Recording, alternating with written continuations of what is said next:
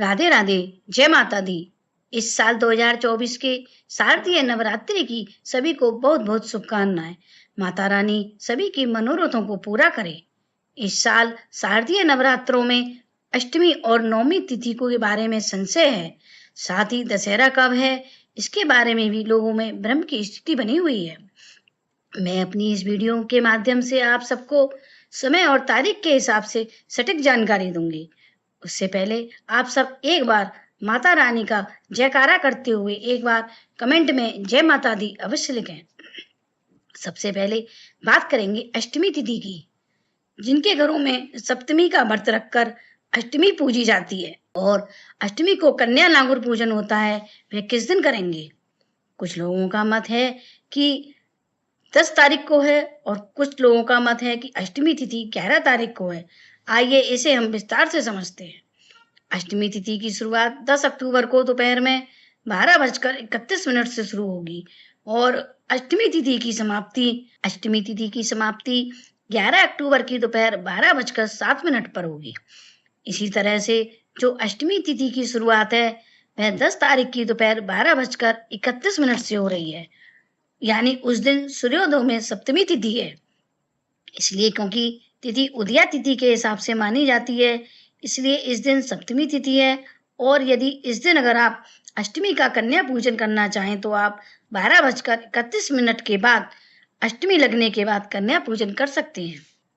लेकिन 11 अक्टूबर को दिन में 12:07 तक अष्टमी तिथि है, यानी कि इस दिन दोपहर तक अष्टमी तिथि है।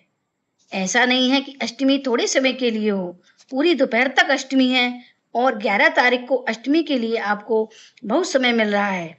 और उदया तिथि के हिसाब से भी देखें तो जो तिथि सूर्योदय को स्पर्श करती है वही तिथि पूरे दिन मानी जाती है। उदया तिथि सर्वोत्तम मानी जाती है और 11 तारीख को ही सूर्योदय में अष्टमी तिथि लग रही है।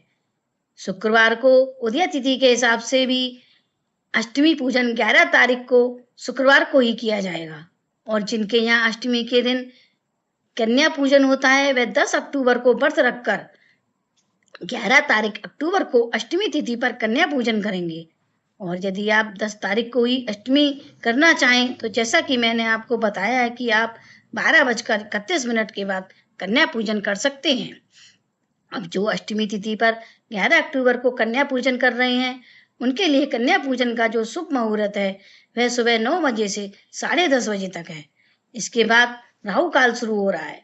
यदि समय की कमी हो तो एक बार 10:30 बजे से पहले कन्या पूजन करना प्रारंभ कर दें, क्योंकि राहु काल में कोई भी काम प्रारंभ करना शुभ नहीं होता।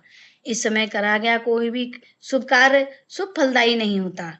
इसलिए राहु काल लगने से पहले कन्या पूजन प्रारंभ कर दें या फिर 12 बजे के बाद कन्या पूजन करें, क्योंकि 12 बजे राहु काल समाप्त हो जाएगा। अब बात करते हैं नवमी तिथि की। जो भी नवमी तिथि को कन्या पूजन करते हैं वे भी 11 तारीख को 12:07 के बाद नवमी की पूजा करेंगे, क्योंकि 12 बजे के बाद राहु काल समाप्त हो जाएगा और नवमी तिथि की शुरुआत 12:07 से प्रारंभ हो जाएगी। नवमी तिथि की समाप्ति अगले दिन 12 अक्टूबर को शनिवार के दिन 10:57 पर हो जाएगी।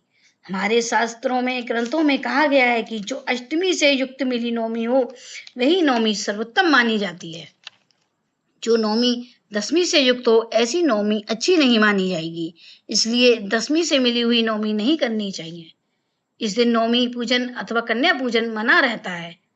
इस हिसाब से सभी को अष्टमी का पूजन 11 अक्टूबर शुक्रवार को ही करना चाहिए और नवमी का पूजन भी 11 अक्टूबर शुक्रवार को ही करें। इस बार अष्टमी और नवमी दोनों एक साथ मनाई जाएगी। इस दिन अष्टमी और नवमी का पूजन व्रत 11 अक्टूबर शुक्रवार को ही करा जाएगा। यदि आप चाहें तो अगले दिन 12 अक्टूबर को सुबह के समय कन्या नागुर पूजन जौ विसर्जन आदि कर सकते हैं। परंतु जो पूजन का सबसे अधिक महत्व है वह 11 अक्टूबर शुक्रवार के दिन ही है, क्योंकि इस दिन महाअष्टमी और दुर्गा नवमी का मिलन है। 12 अक्टूबर को दशमी तिथि 10:57 से प्रारंभ हो जाएगी। आपको मेरी वीडियो अच्छी लगे तो प्लीज एक लाइक अवश्य करें। चैनल पर नए हो तो सब्सक्राइब करें। वीडियो को शेयर करें जिससे औरों को भी जानकारी मिल सके। राधे राधे, जय माता दी।